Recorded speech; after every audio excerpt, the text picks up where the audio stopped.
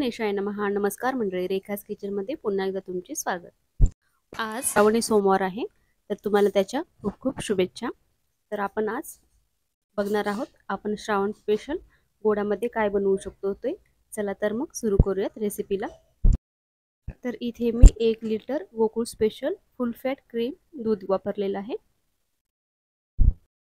तर इथे मी अर्धा लिटर करून 2 टोपमध्ये हे दूध तापवून घेतलेलं आहे. तुम्ही बघू शकता. आता टोटल 1 लिटर दूध घेतलेलं आहे, पण सध्या मी एका टोप मधलं अर्धा लिटर परत बॉईल करायला ठेवलेलं आहे. आणि आता एका पॅन मध्ये तूप टाकलेलं आहे. त्यामध्ये आपण हे मी 1 वाटी तांदूळ घेतलेले आहेत स्वच्छ धुवून, ते आपण तुपामध्ये छान परतून घेणार आहोत. पाण्याचा अंश जो आहे पूर्ण काढून टाकणार आहोत. आणि दुधामध्ये पण मी थोडं पण पाणी टाकलेलं नाहीये. एकदम इथे मी कोलम तांदूळ वापरलेला आहे. तुम्हाला जो आवडेल तो तांदूळ तुम्ही वापरू शकता. आता हे पूर्ण पाणी ॲब्झॉर्ब होईपर्यंत आपल्याला हे परतून घ्यायचं आहे तुपामध्ये. तांदळाला पूर्ण असं तूप लागलेलं आहे आणि याचा फ्लेवर खूप छान येतो, बघू शकता. आता आपण हे उकळत्या दुधामध्ये टाकून घेणार आहोत.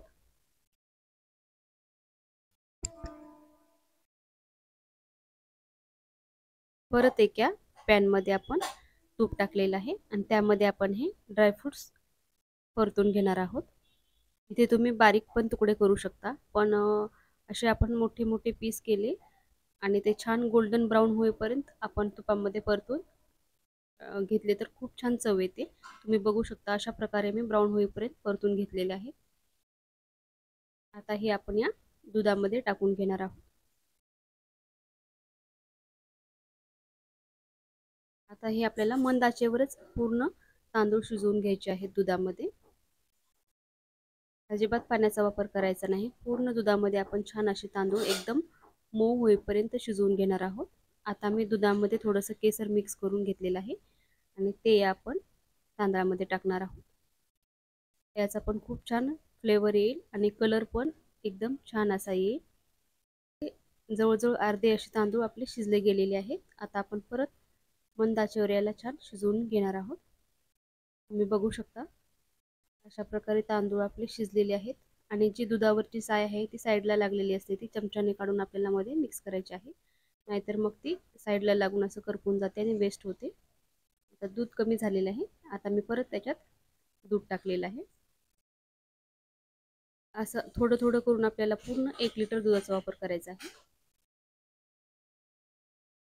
आपण एकदमच दूध टाकलं तर तांदूळ पटकन शिजणार नाही, त्यामुळे गरज आहे तेवढंच दूध टाकत टाकत आपल्याला तांदूळ शिजवून घ्यायचे आहेत. आता बघू शकता तुम्ही छान प्रकारे आपले तांदूळ शिजले गेलेले आहेत. तुम्ही बघू शकता किती छान असं क्रीमी क्रीमी अशी आपली खीर दिसत आहे. तुम्हाला मी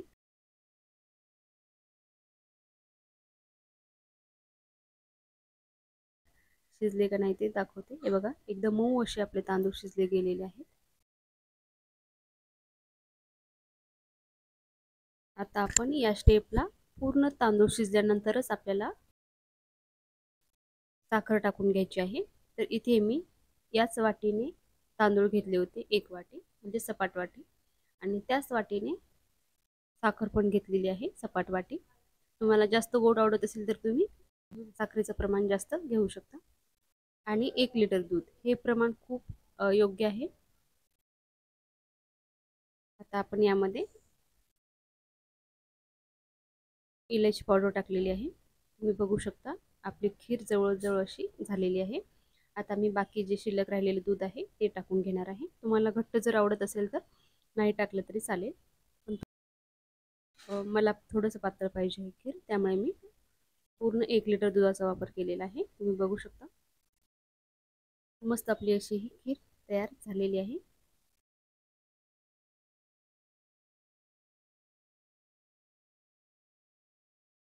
प्रसाद म्हणून तुम्ही श्रावण सोमवारला बनवू शकता. मस्त आपली अशी ही खीर तयार झालेली आहे. तुम्ही पण नक्की ट्राय करा. आणि तुम्हाला माझे व्हिडिओ आवडत असतील तर नक्की व्हिडिओला लाईक करा, शेअर करा आणि चॅनेलला सबस्क्राईब नक्की करा. चला तर मग भेटूयात पुन्हा अशाच नवीन आणि छान छान रेसिपी सोबत. तोपर्यंत धन्यवाद. श्री स्वामी समर्थ.